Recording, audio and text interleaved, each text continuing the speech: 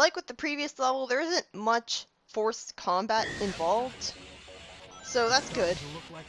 Like, we're all the way at Bullet Station, and there still isn't a huge amount of enemies with huge health bars. Just enemies that have shields and enemies that are capture robots. So that's good. Like, the thing about Sonic Heroes is it has its worst part, level-wise, in the middle. Because the worst levels are the pinball levels and the grinding levels for their blandness. And there's also the U-shaped vines of Lost Jungle, which is also sort of in the middle. And it's good to have the worst part of the game in the middle because that's the part where you're least likely to give up. It's just like in Tails Adventure. If the beginning is the worst, then you're most likely to rage quit. And if the end is the worst, then you're also likely to rage quit because you got so far into it that you think you've seen enough. That's why a lot of people don't bother beating Generations, because of Time Eater. The cannon firing sections for Team Dark, well, that's going to be... The first one was pretty simple. We'll get to it. But yeah, it's odd that Team Chaotix's version of this level is actually a lot harder, because Team Chaotix's version of this level has a lot more switches you flip around.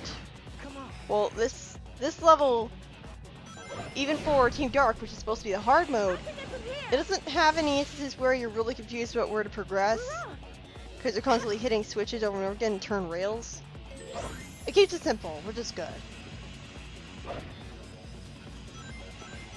Rouge says some kind of weird things when she flies, doesn't she? Rua! That's kind of a weird voice clip. And when she says, "I'll take it from here," she just doesn't... I don't like the way she sounds when she says that. It sounds like they forgot how to do her voice. So, there's a really cool glitch, which has the most to talk about of all, called the Bop Boost glitch, which is a glitch that allows you to travel at extreme speeds in the air. The key part of this glitch that makes it work is getting the speed character damaged as the power character hits the ground while flight formation. This will knock the speed character out of flight, but the game will still think the flight totem is complete. Some visual results of this glitch are that the speed type will keep tracking the flight type's movement and get an aura around him when you jump. If you start a flight from this point, you'll get pulled towards the speed character's location. This is because the power type is programmed to grab onto the speed type whenever flight is started. However, if you put a wall between the flight and speed characters and then fly, you'll get launched away from the wall at a very high speed. The faster you start flying, the longer your bop boost will be. The most common setup for the bop boost involves getting the power character damaged to give invincibility frames, and flying close to the ground while leaning forwards on an enemy to get the speed character damaged right as you land. The amount of leaning varies by the team. Team Sonic can't do this setup because Knuckles is so small. Instead, they can jump above a robot, and as soon as they're close to the head, start a flight. This only works on normal-sized egg pawns and the hands of the giant hammer robots.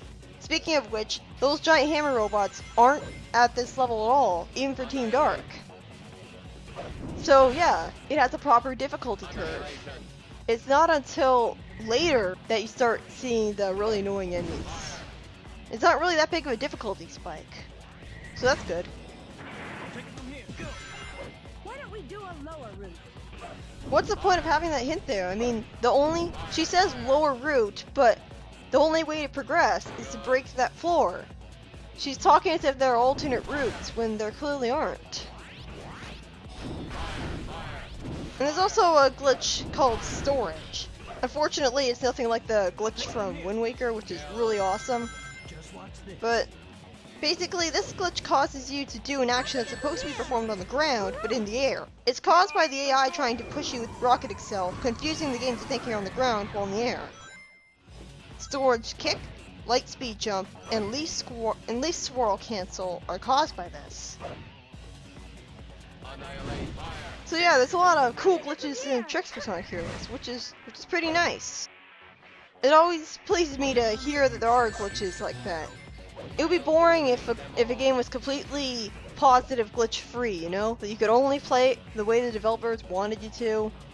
It sounds restrictive.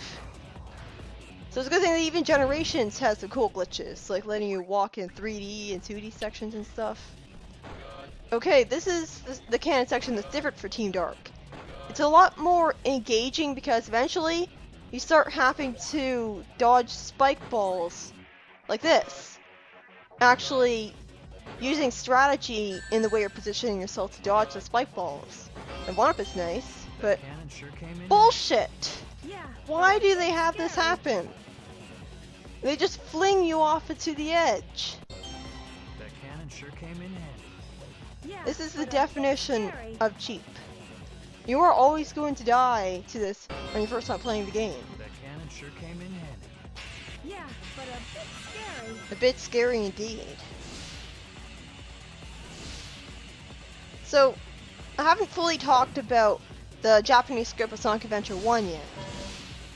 Like, I talked about it a lot in the extra parts of Sonic Generations, but I never really got the chance to finish it. For one thing, Sonic says to Zero, instead of saying squash ya, he says, "Hey, Eggman's robot." That's bland right from the start. Here they come. "I'm taking Amy back from you." That's stilted. We can go up. And when Tails is worried, when Tails tells Sonic that he didn't put landing gear in the tornado in that mode, in Japanese he says, "After transforming, the plane has no legs." That's another stilted line. So legs are what the landing gear is. I guess that makes sense. What kind of a plane has legs? Wouldn't it be unable to fly? I mean, I guess that's what the landing gear is. I don't really know what landing gear in a plane looks like.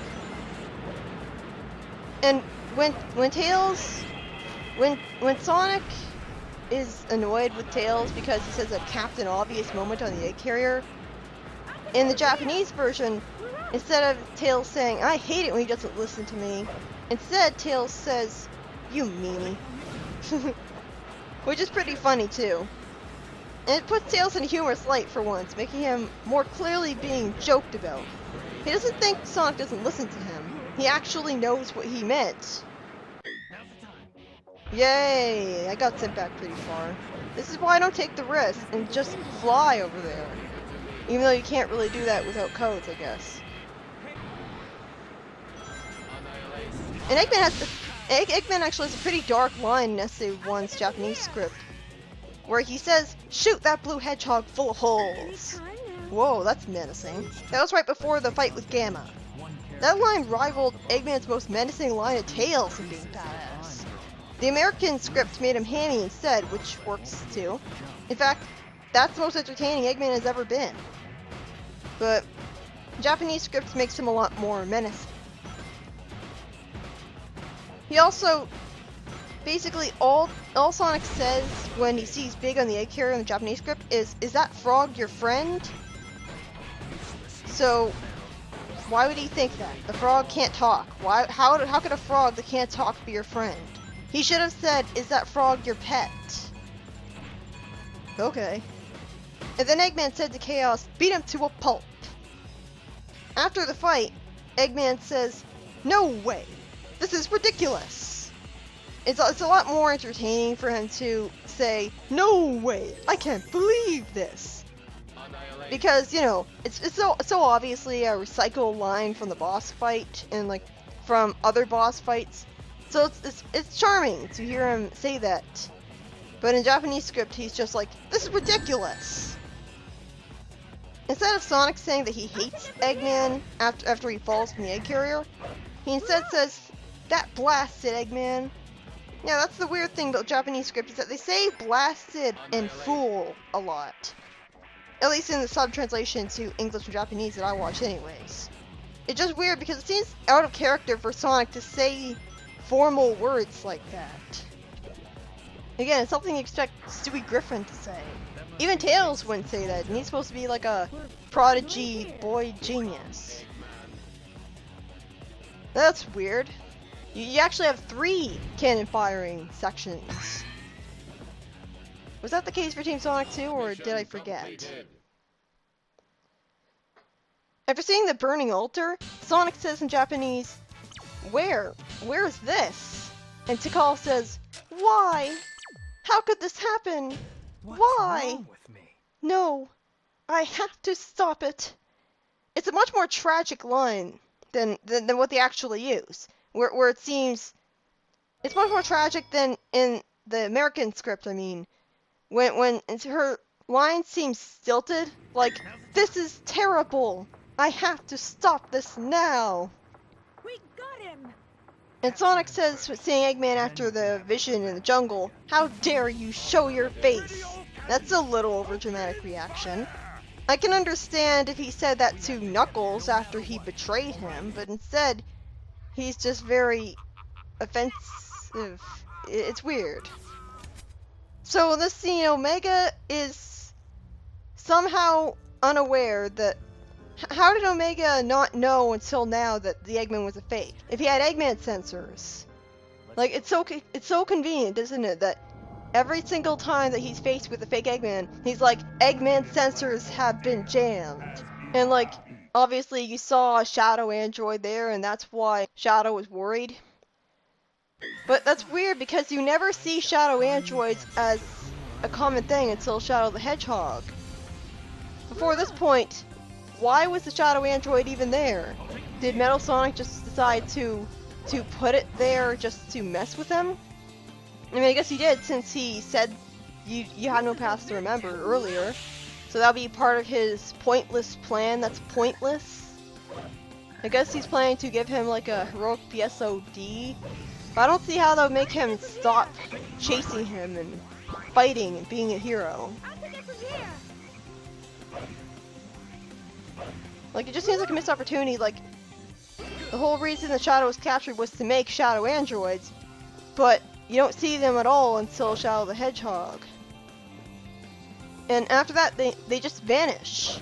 So, how did the Shadow androids vanish? I mean, they seem to be such... I bet they're such powerful robots because they look just like Shadow, and they have the same magical powers as him. How can they possibly get rid of every single robot that looks just like the Ultimate Life Form, and has all the same powers as the Ultimate Life Form? What, did Gun destroy all of them in a covert mission while they were sleeping? I guess so. But yeah, earlier there you saw that I got lost once again. That's a problem with these two levels. They don't always make it obvious where you're supposed to go. That's a problem with having to land on grind rails that are below a circular area. The thing about Frog Forest for Team Dark was, well, this was the one level where I started thinking, maybe the controls are too slippery for my liking. And after that, I was just fine with it again. Did you guys hear Maybe it was a because I wasn't used to playing as a speed character, because before that, I had spent so much time just playing as the flying character. And even then, this level isn't really about the speed character anyways, so you don't really need to play as the slippery speed character. And even again, I only felt like the controls were slippery for this level, which is good, because I guess thinking the controls are too slippery is why some people hate the entire game because of it. Even though, again, the level design is designed completely around the controls. It's not narrow level design that constantly expects you to worry about running off the edge. And even then, you could just turn into the flight formation whenever you want to just fly and save yourself. Unfortunately, you can't fly in midair, which sucks. And you can't actually switch to another character until you landed on the ground. Glitches, or codes, can get Team Rose beyond their goal ring. Some of these areas they never visit still have rings and other items loaded. At the end lies the goal ring used by the other teams. In competitive ring challenges, the use of these areas for Team Rose is crucial. Let's get moving. I don't really like that exchange. It just seems stilted and weird. Like, I don't think we'll be able to move on. No problem, let's get moving. Did you not hear what I just said? Some of these places can also be accessed by Team Chaotix. One example is the last area in Mystic Mansion, where the torches and hammer enemies cannot be accessed by other teams without codes. The rings and whatnot are in the same place as Team Chaotix at Super Hard Mode. As you'd expect, Chaos Control freezing time can make it pretty annoying, constantly having to wait for the frogs to actually do their thing in this level. There's a lot more forced combat involved to free the frogs from their cages, but otherwise it's not really that bad. Yeah, that was annoying. The thing that's kind of hard to adjust to with a power type is that, well, with Big and Vector, they belly flop, and so you have to be directly above what you want to hit. But with Omega and Knuckles, they use the Fire Dunk, so you have to be in front of what you want to hit, and not directly above it. So you have to keep that in mind. So, in SA1's Japanese script, Eggman says, "You again, Sonic? How did you even make it all the way here?" It's much more investing having Eggman say that than just calling Sonic his pal at the end of the game. Well, at the end of Sonic's story anyways. He does still say the basic second line, but it's smug rather than being hateful and panicked in the American script. He was less in character in Japanese in general. I'll take it from here. This is the ultimate power. Yay, the camera getting blocked by something. Anytime. Except you can move it around, so it's not really that big of a deal. So instead of saying, "No way, I can't believe this," instead in Japanese, Eggman was like, "What? How can this be?" And stand still. It sounds much more realistic than the much more hammy lines of the American script, and as a result, it sounds a lot less entertaining. And is it just me, or is the things that are sent at you in the Egg Viper fight Beyblades? Because they're basically spinning things that look like the spinner for Twilight Princess, and they just go straight at you. I don't know if that was intentional or not. It's weird, you'd expect this set piece to be about dodging obstacles for Team Dark, since it's the hard mode, but thankfully it isn't. And I'm glad I saw those U-shaped vines, because that reminds me, thankfully in Frog Forest, it isn't, even in Team Dark, it doesn't have a larger amount of these stupid glitchy vines that you always fall from. So that's good. It means the level is still just as enjoyable, even as Team Dark. Of course, Lost Jungle is another thing entirely. In Tails' story in the Japanese script, Tails is less bratty in general, particularly to Eggman, saying, "Or else what?" and not saying stuff like, "Now what do you want?" And the returning dialogue is much less changed in the Japanese script than it was in the American script, where they changed the dialogue depending on the character perspective. That's one thing that the localization definitely does a lot better for SC1. It's boring to watch the same lines over and over again, just because they're in a different character story, seeing the same cutscenes over and over again. I'll take it from here. Step aside. Instead of Sonic saying, "Nobody cuts us any slack," instead Sonic says in Japanese, "Chaos. We must do something." Let's go. Which seems, it has less character. Like, it makes more sense for Sonic to say, like, the American line than taking Chaos super seriously. I mean, it makes sense that you take it more seriously than Eggman, but still, just, like, Sonic is not really the type to take threats super seriously unless they've shown that they should be taken seriously, like, they've hurt his friend. Like, when he freaked out over the Eraser Jin and became all serious about it, it happened after he killed Shara. So of course he's going to take him super seriously then. But most of the time it makes sense that Sonic wouldn't take the villain super seriously until they gave him a really good reason to do it. That's not to say I want him to be all smug and obnoxious like in Colors. I think they went a little too far with that. In the Japanese script in SA1, when Tails got separated from Sonic, Tails says, "I guess we all got separated." Dang it! That new tornado model's no good after all. Just In order to go up against the egg carrier, I need to complete a new model, and for that, I need a Chaos Emerald. It's much more of a sympathetic line, and it's a lot less abrupt and stilted, going from being sad at being separated from Sonic to immediately saying that he needs to build a new tornado.